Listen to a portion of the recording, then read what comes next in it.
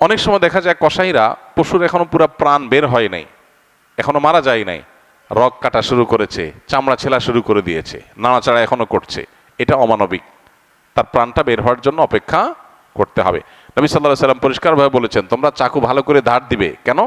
কারণ ধার দিলে পশু তাড়াতাড়ি জবাই হয়ে যাবে, অহেতুক তাকে খোঁচাখুচি করে কষ্ট দেওয়া লাগবে না।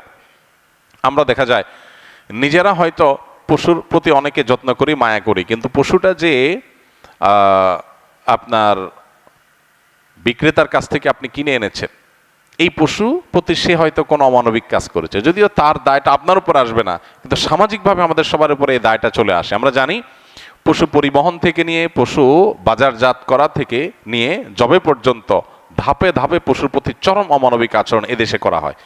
পরিবহনে হয়, আপনারা জানেন, একটা ট্রাকে ধরা যাক যে 15টা গরু উঠানো যাবে, সেখানে 20টা গরু উঠানো হলো, 5টা গরু বেশি উঠানো হলো, তাতে পড়তা বেশি হয়ে যায়, খরচ কম পড়ে, ব্যবসাটা একটু বেশি হয়ে যায়।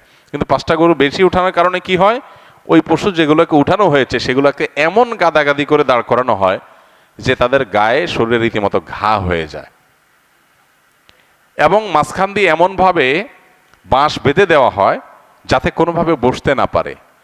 10 ঘন্টা, 15 ঘন্টা, 20 ঘন্টা পর্যন্ত অনেক সময় সিরিয়ালে জ্যামে ট্রাকগুলো, পিকআপগুলো আটকা পড়ে থাকে, এবং 20 ঘন্টা ধরে তাদেরকে এভাবে এমনভাবে বাঁশ বেঁধে দেওয়া হয় যাতে করে কোনোভাবে বসতে না পারে। ছাগল দোকানে আপনারা দেখবেন ঢাকায় যে সমস্ত আপনার ছোট ছোট ছাগল বিক্রির জায়গাগুলো আছে, দোকানগুলো আছে, সেগুলোতে দেখবেন গলায় রশি বেঁধে এমনভাবে ঝুলায় রাখা হয় যে হয়তো 1-1.5 ফিট বা আরও কম রশি রাখা হয়, এবং যাতে কোনোভাবে ছাগল বসতে না পারে।